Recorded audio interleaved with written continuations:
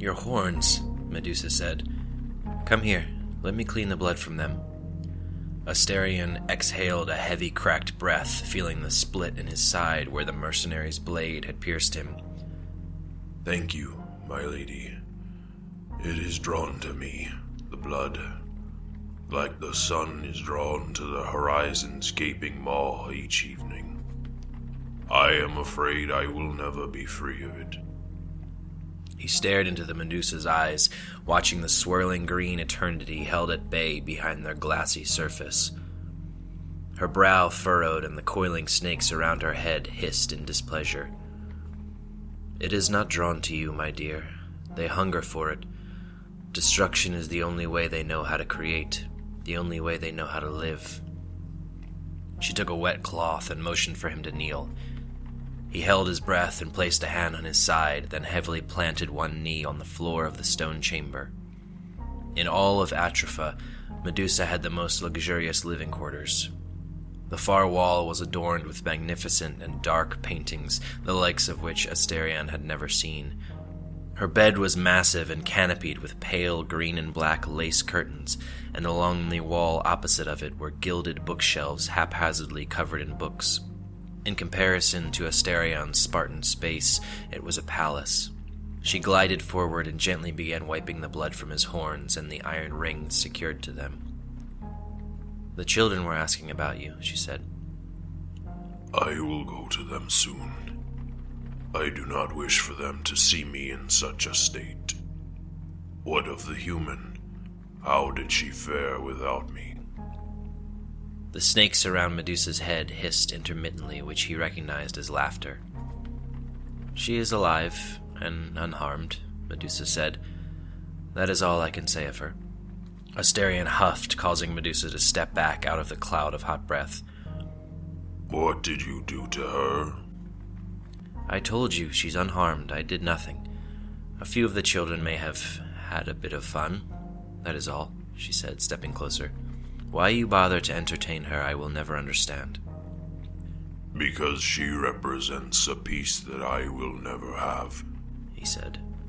"She is unable to help us, this I know, but perhaps one day your children or children's children shall be blessed with a harvest of my labors here." Medusa nodded, took the blood-soaked rag, and stepped back. "Let's see the wound." She motioned to his side.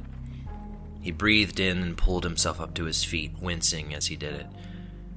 Gingerly, he pulled up his cloth shirt to reveal the 2-foot-long horizontal slice across his midsection, blood still slowly leaking from it. Medusa closed her eyes and bowed her head. She cracked her knuckles and shifted her shoulders back until they both popped, then pulled her chin in tight to her chest. Her snakes coiled and hissed wildly as thick smoke bellowed out from their mouths. The smoke swirled aimlessly for a moment before coalescing into a thin blade. It wavered in the air, moving closer to the wound, and then cut along it. It dissipated and the snakes fell limp, sapped of all energy. Asterion could still feel the sting of his wound, but he looked down at it and watched the snake-like stitches weave in and out of his flesh, sealing it closed. "Thank you," he said. Medusa slowly opened her eyes and sighed. "You are most welcome. Now go see the children. I need to rest." In the heart of Atropha, where the rocky ceiling was the highest and the bioluminescence of the fungus was brightest, Argus taught the children. Asterion had saved him from a pack of wild mercenaries paid to slay him and dig out his eye, and ever since he only wished to foster the growing generation. When Asterion emerged from one of the many tunnels leading into the school cavern, he was beset by a chorus of small voices, delicate, full of life. Charging upward from the section of the cavern assigned as the recreational yard were 7 small forms. Nemesis, the daughter of Medusa, led the pack. Her snakes were barely 3 inches long, but vital to her movement. She was too young to control the ageless power that roiled inside her eyes, so she wore a thick cloth blindfold and relied on her snakes to guide her. Next came Sybil, her brain cage wobbling unevenly on her spindly wooden legs, leaving a trail of slime behind her where her long hairy tail dragged along the ground. In the slime slithered Dardanos, the last of his kind, his 4 small horns peeking up, but his thin snake-like body remaining hidden in the slime. The rest of the Cerastus, as far as Asterion knew, had been killed and harvested for their malleable skin. He had found Dardanos coiled up, shivering in an icy pool of water deep in a forgotten recess of Atropha. Hopping back and forth over the slime trail was Leander, his veiny, translucent wings still too small to lift his jaguar body more than a foot off of the ground, namely due to the massive weight of his horse head.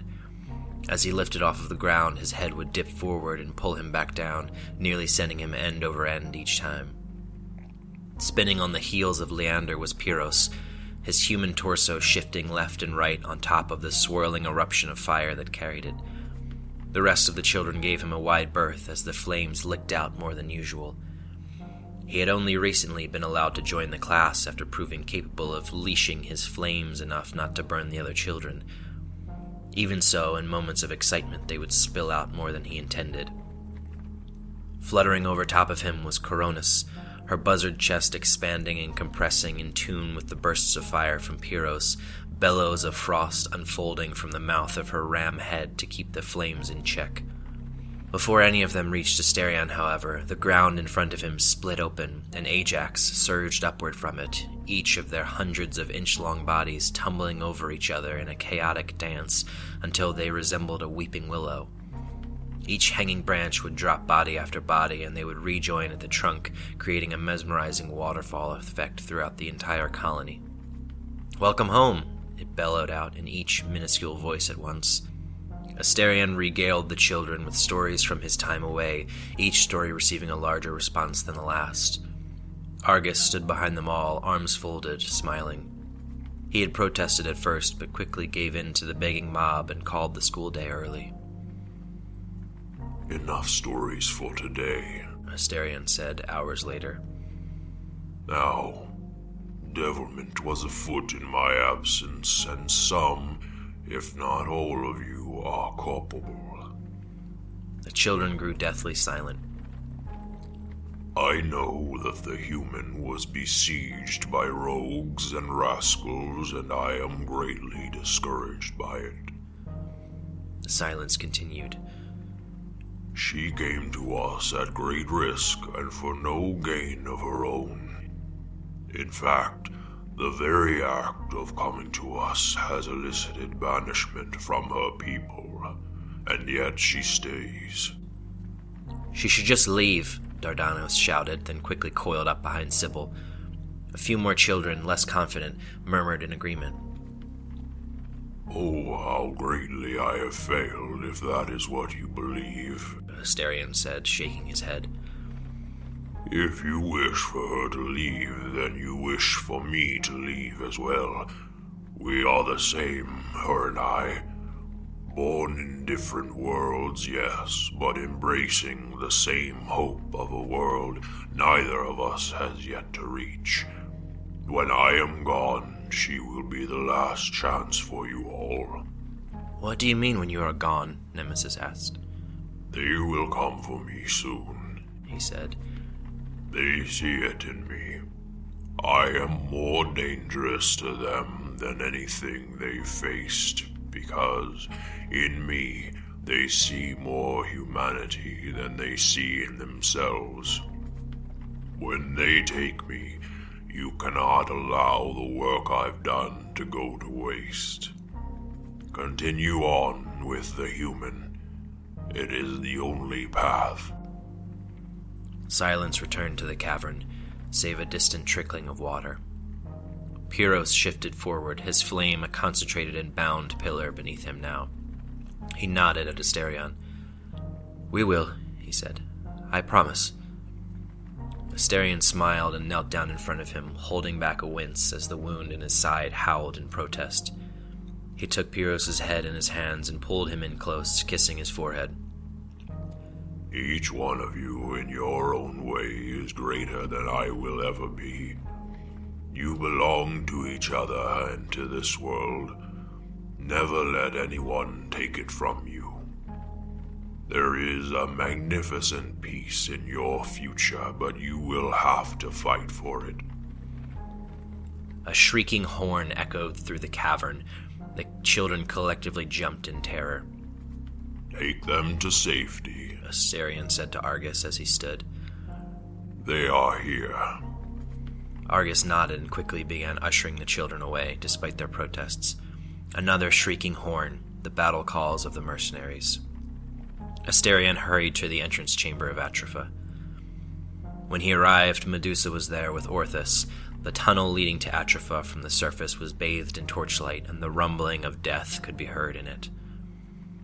"You must have upset them something fierce," Medusa said. They don't take kindly to being outsmarted by an animal, Asterion said, drawing his labrys, the massive double-sided battle axe only suited to his hands. Raucous howls and laughter filled the chamber as the source of the torchlight came into view. A band of 50 mercenaries emerged, each one looking more insane than the last. Their wide eyes spun in their heads and their mouths hung open, drool spilling out onto their leather armor and rusting bits of their chainmail. They carried flails, spiked ball maces, and clubs. Nothing that would cause an easy death. They savored the pain a bludgeoning weapon would cause and the repetition of the beating. Some whipped dogs in front of them, each beast covered in spiked metal plates. The Minotaur looked at Orthus alongside him, and both canine heads looked back and bore their teeth in a grim smile, the first mistake of the mercenaries.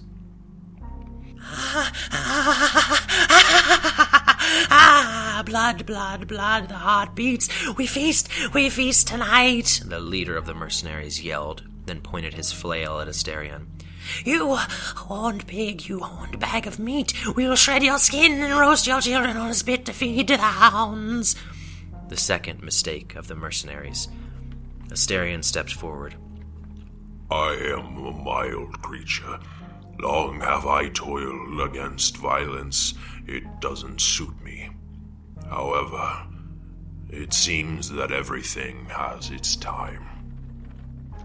The violence I will exact upon you, soulless beasts, will reverberate through your being, powerful enough to shock your rotting ancestors to life. Gasping through their dust-filled lungs, they will cry out for mercy from me, and I will grant them such as I end every single one of you. Each of you will watch as your family tree is burned to ash before me, and I will fill your mouth with it before severing your head and ending your miserable excuse of a life. None of you, not one, will leave this place. My home will be your grave, and humans will forget that you ever existed. You do not belong to them nor to us, and you will die the way you lived, in miserable loneliness. Asterion nodded to Orthus, who howled with both heads, and instantly the armored dogs of the mercenaries turned on their owners, sinking their fangs into the necks of their jailers. Asterion wasted no time, charging forward and wading through the mercenaries like the wind.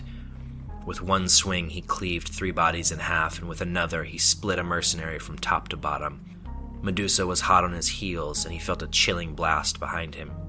He turned just in time to see 4 mercenaries stricken with petrification, and then crushed as Orthus leaped on top of them.